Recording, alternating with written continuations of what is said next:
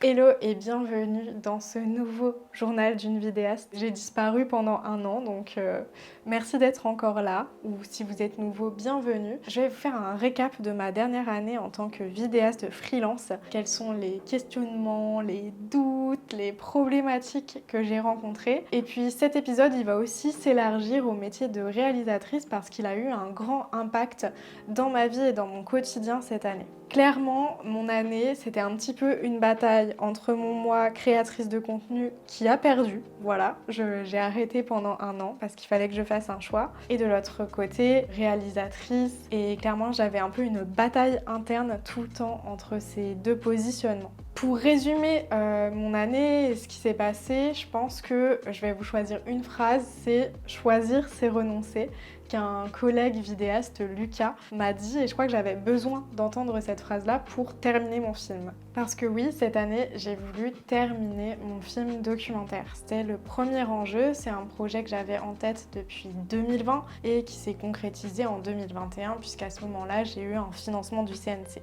Donc j'avais l'argent, donc je pouvais le faire. Et après, s'ensuit de maintes et maintes histoires et rebondissements que je traiterai plus tôt dans ma série Journal d'une réalisatrice. Et ça va venir prochainement, je vous le promets, car je reprends YouTube. Mais en tout cas, cette phrase « choisir c'est renoncer », ça a été difficile. Pourquoi ? Parce que j'avais vraiment en opposition ma casquette réalisatrice qui se battait avec ma casquette créatrice de contenu, qui se battait avec ma casquette vidéaste freelance. Ça a été hyper dur pour moi d'arrêter YouTube, mais ça a été le meilleur choix tout simplement parce que j'avais un emploi du temps qui était assez compliqué entre le fait de réussir à finir le film, réussir à le monter en sachant que dans le film j'apparais et je parle. Imaginez que j'ai plein d'heures de moi et c'était très dur à monter a posteriori sans avoir aucun recul et ça m'a pris énormément de temps, énormément de réflexion. Et en fait, trouver du temps quand on est en freelance, une semaine entière de montage sans être payé, bah c'est galère. Vous le savez vous-même, si votre projet de freelance, de micro-entreprise tourne plutôt bien, réserver une semaine juste pour du montage, c'est compliqué. Cette dernière année, elle s'est vraiment articulée autour de temps pour développer l'entreprise et de temps pour réussir à terminer ce film. Aujourd'hui, il est terminé, mon documentaire sort en décembre sur YouTube, avant il va voyager en festival et j'aurai l'occasion de vous en parler. Mais clairement cette casquette réalisatrice a pris beaucoup de place et j'aimerais qu'à l'avenir ça puisse être rémunérateur puisque là j'ai payé mon équipe mais je me suis pas payée. Ce qui a fait que ça a créé en fait un déséquilibre dans mon quotidien puisque je devais trouver beaucoup de temps pour un projet qui était totalement bénévole. Donc voilà, le premier conseil que je vous donnerais, ça serait de, quand vous avez trop de projets en même temps, d'avoir l'humilité quelque part de vous dire ok, celui-là je le mets de côté et je le ferai mieux plus tard pour en terminer un autre avant. Ça a été hyper dur pour moi, ça a été un peu un échec d'arrêter YouTube alors que j'avais l'impression que ça prenait au moment où j'ai arrêté, où je faisais 2 vidéos par mois. Mais aujourd'hui, j'ai terminé un film et mon entreprise va très bien. C'est plutôt un pari gagnant. On passe au deuxième point de ce journal. Comment j'ai développé mon entreprise cette dernière année? Qu'est-ce que j'ai changé? Est-ce que j'ai pris de nouvelles habitudes? Et surtout, j'avais envie de vous parler de l'intérêt de se former. Je sais que je ne suis pas la seule dans ce cas. L'économie ne va pas bien du tout en France pour diverses raisons. Je suis vidéaste engagée, donc je travaille pour la culture, pour l'inclusivité, pour la santé, pour le sport, bref, pour l'écologie, bref, tous les endroits où il y a eu des coupes budgétaires horribles. Voilà, par exemple dans les Pays de la Loire, on a eu moins 70% pour la culture. Donc, je peux vous dire que payer un vidéaste pour faire une captation, le prix est ridicule. Enfin vraiment, tu fais une after movie pour 300 € quoi.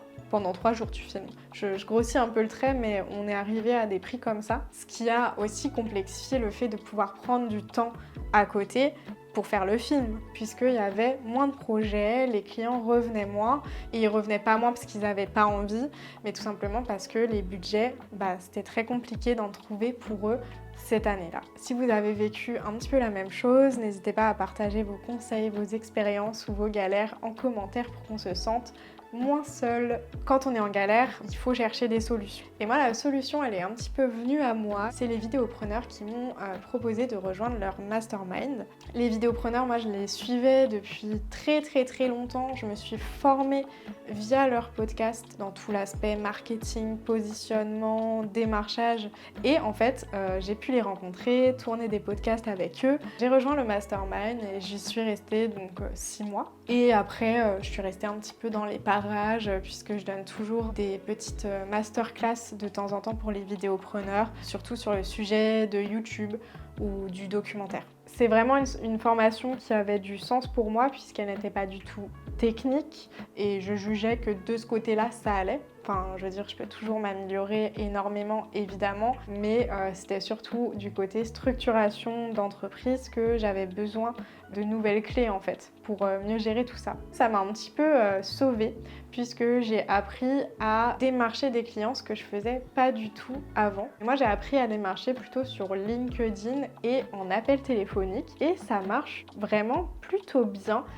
D'autant plus que moi, je vais vraiment viser des personnes qui sont engagées, qui ont la même vision économique, sociale, politique aussi, il ne faut pas se le cacher, que moi. Du coup, pour créer du lien et aller travailler avec eux ensuite, ça se fait assez simplement, entre guillemets. En tout cas, je me suis jamais pris quelqu'un par téléphone qui m'insultait ou me raccrochait au nez. J'ai toujours eu des gens contents de m'écouter ou au moins contents de voir qu'il y avait des gens dans le métier de la vidéo qui avaient le même positionnement qu'eux. Et grâce à ça, j'ai pu avoir différents contrats et avec le réseau des vidéopreneurs, j'ai pu avoir aussi d'autres contrats. Ça m'a permis vraiment de quand même avoir un CA qui grandit un peu à côté de ces difficultés en tout cas que je rencontrais du fait d'être vidéaste engagée. Je suis hyper contente de m'être formée auprès des vidéopreneurs puisqu'il y a quand même des valeurs qui sont similaires aux miennes. Il y a un très beau réseau, une belle communauté.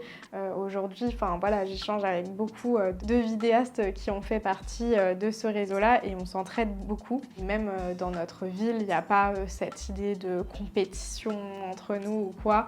On a vraiment de l'entraide entre nous et ça, je trouve ça très bénéfique et très agréable. Si je dois résumer, avec la formation, j'ai compris comment démarcher à ma façon, donc les clients qui m'intéressent et réussir à avoir des rendez-vous, voire même signer des contrats. C'est pas mal, c'est ce qu'on cherche in fine. J'ai pu aussi développer mon réseau de vidéastes. Si, mettons, un client veut une vidéo à Marseille, demain, je peux très bien trouver hyper facilement un vidéaste à Marseille. Et ensuite, j'ai pu structurer davantage mon entreprise, préciser plus mon positionnement auprès des clients, etc. Et aussi structurer plus le suivi client. Comment on suit un client lorsque le projet est terminé ou même lorsque le projet est en cours, en utilisant des nouveaux outils, etc. Et si vous vous demandez en termes de CA, ça m'a rapporté à peu près 10 000 en plus de CA, en sachant que, encore une fois, je terminais un film à côté. Clairement, quand même le gros truc de l'année, c'est ça. Donc c'est déjà très positif. Je vous encouragerais quand vous êtes face à un mur, que ce soit les vidéopreneurs, si vous voulez apprendre un aspect marketing ou une autre formation, vous voulez apprendre autre chose, à vous rapprocher de personnes qui ont fait les formations qui vous intéressent pour voir si ça vaut le coup de les rejoindre et est-ce que ça peut répondre aux problématiques que vous avez actuellement. Moi, c'était parfaitement bienvenu puisque j'avais besoin d'aller chercher de nouveaux clients à ce moment-là. Aujourd'hui, c'est sûr que je vais rester dans l'écosystème des vidéopreneurs de près parce que ça a été très formateur pour moi, mais j'ai envie de retourner à un rythme un petit peu à l'ancienne où je mettais en premier la création de contenu, la création personnelle et des clients engagés. Je vous vois venir vous demander qu'est-ce que ça fait du coup concrètement en termes de CA, de démarcher et de rejoindre les vidéopreneurs. Pour vous donner un ordre d'idée, et c'est pas du tout dû que aux vidéopreneurs, je précise, puisque j'ai un client qui me donne beaucoup de contrats, qui est revenu en force en 2025. Et quand je vous dis en force quoi, il est là. Donc c'est ça, plus le démarchage, plus le réseau, qui m'a permis d'arriver à ce niveau-là. Donc pour vous dire, fin 2024, j'étais à 34 000 € de CA, brut, évidemment. Et en septembre 2025, je suis à 41 000 de CA. Donc on est sur une augmentation qui est quand même importante. Mais attention, il y a quelque chose qui va changer, c'est que je vais passer en TVA et seul l'avenir nous le dira, mais je travaille quand même avec des particuliers plusieurs fois par an et également des associations qui ne se font pas rembourser la TVA. Et mon plus gros client, qui est Revenu en Force, ne se fait pas rembourser la TVA. Sinon, ce serait trop drôle, ce serait trop facile. Donc, je pense que mon année 2026 sera beaucoup moins riche financièrement que mon année 2025. Et souvent, ça, c'est quelque chose, en discutant avec beaucoup de collègues vidéastes, quand ils passent au seuil de TVA ou en entreprise, ils se prennent une bonne claque dans la gueule la plupart du temps parce qu'il suffit qu'il y ait un client qui parte et qu'il donnait plein de contrats, bah là ça devient tout de suite plus difficile. Mon objectif, mon rêve financier, on va dire, ça serait d'arriver du coup à 54 000 € de CA par an et ne pas dépasser ce seuil-là, puisqu'après on est beaucoup plus imposé aux impôts. Il y a déjà l'URSSAF qui part chaque 3 mois, c'est compliqué pour nous tous. Et je compatis, mais j'ai pas envie de dépasser l'autre seuil et 54 000, ce serait parfait. Je tiens à nuancer ça, on n'est pas dans une montée comme ça où je vais avoir de plus en plus de CA. Non, je pense que ça va baisser, d'autant plus que l'objectif c'est de reprendre la création de contenu. Et pour l'instant, c'est pas rémunérateur. Est-ce que ça peut l'être? Je vais essayer de mettre en place mon savoir-faire de démarchage, de prospection au service de ma création de contenu. Donc c'est quoi la suite? La suite, c'est déjà reprendre YouTube, reprendre la création de contenu, pouvoir échanger avec vous à nouveau, pouvoir vous aider si possible à nouveau. Ça me manque énormément. Donc je vais vous faire du contenu sur la freelance, sur gérer son temps, sur le métier de vidéaste, sur comment faire un film documentaire, comment le promouvoir, comment le diffuser. J'ai trop de sujets en tête et je suis trop contente d'être de retour. Voilà, n'hésitez pas à faire coucou en commentaire si vous êtes toujours là. J'ai trop peur que cette vidéo ait genre 150 vues et genre un commentaire de mon coloc et c'est tout. Même si je sais que le commentaire de mon coloc sera merveilleux. Mais en tout cas, voilà. J'espère que cette vidéo vous a plu, que c'est des réflexions que vous avez trouvées intéressantes, qui vous aident. Et on se dit à très bientôt pour une prochaine vidéo.